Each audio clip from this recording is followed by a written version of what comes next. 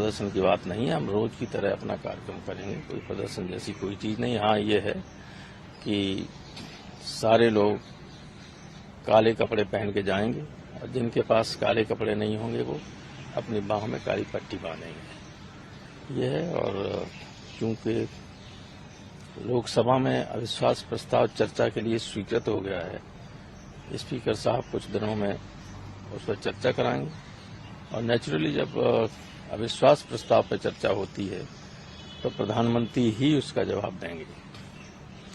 तो जो विपक्ष की मांग थी कि प्रधानमंत्री इस पर जवाब दें मणिपुर पर, तो वो तो इस तरह से हो जाएगा, लेकिन राज्यसभा में पहले की तरह कार्रवाई चलती रहेगी क्योंकि राज्यसभा में इस तरह का कोई आश्वासन है नहीं।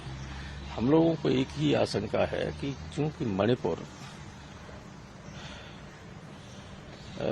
बर्मा से या म्यांमार जिसको आप कहते हैं उससे सीमा लगी हुई है, वहां फौजी शासन है, वहां बड़े पैमाने पर व्यवस्था है, टेररिस्ट किस्म के लोग।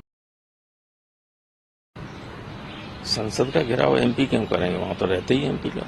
जी, कुछ प्रदर्शन की बात आई नहीं, कोई प्रदर्शन की बात नहीं है। हम रोज की तरह अपना कार्यक्रम करेंगे, कोई प्रदर्शन जैसी कोई चीज नहीं। हाँ, ये है कि सारे लोग काले कपड़े पहन के जाएंगे और जिनके पास काले कपड़े नहीं होंगे वो अपनी बाहों में काली पट्टी बांधेंगे।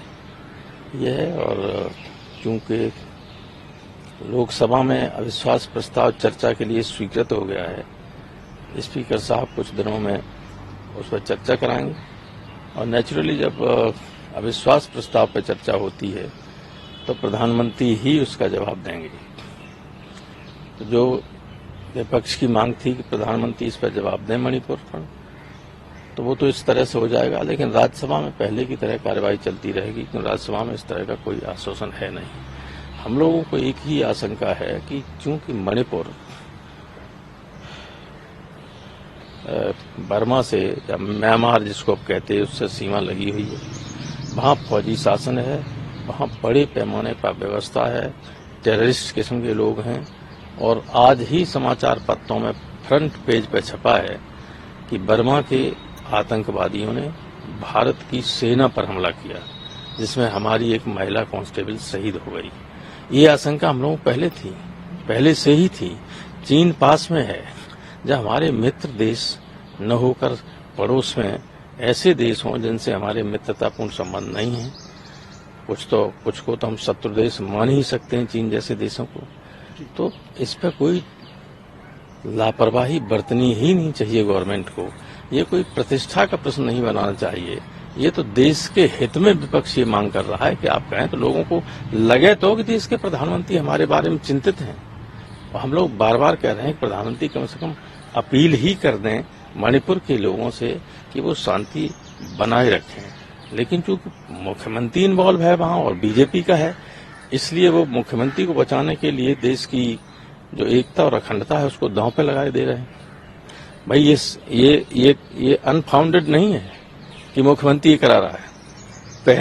पहला विक्टिम था वो 21 साल का एक स्टूडेंट था, ट्राइबल कम्युनिटी का ईसाई। उसने फेसबुक पे मुख्यमंत्री के खिलाफ कुछ पेस्ट कर दिया था, उसके खिलाफ मुकदमा हुआ, पुलिस उसको पकड़ के ले जा रही थी, तो मुख्यमंत्री समर्थकों ने उस गाड़ी को घेर लिया, पुलिस डर के मारे भाग गई और उन्होंने मार के पीट के उस लड़के को मार दिया। ये पहला विक्टिम था। उसके बाद तो अनाप शनाप क्या नहीं हुए, इंटरनेट बंद कर दिया गया, इसलिए लोगों को मालूम नहीं। वो तो किसी तरह से कुछ वीडियो आने लगे हैं सामने जो दिल दहलाने वाले हैं।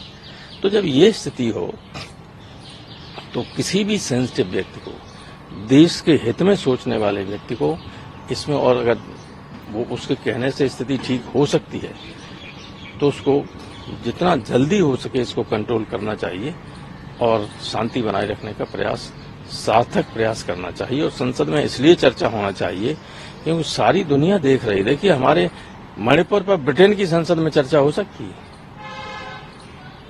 अमेरिका के लोग कुछ कह सकते हैं, फ्रांस के लोगों ने क्या लिखा है प्रधानमंत्री के बारे में आप देखिए अखबारों में, वो अलग चीज है।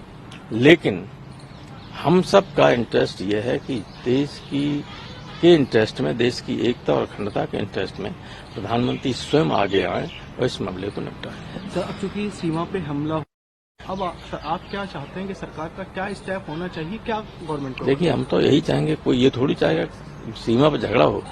सब ये चाहते हैं कि अपनी सीमाएं सुरक्षित रहें, सीमा से आतंकवादी अंदर ना आने पाएं और देश के अंदर शांति रहना इसके लिए बहुत आवश्यक है।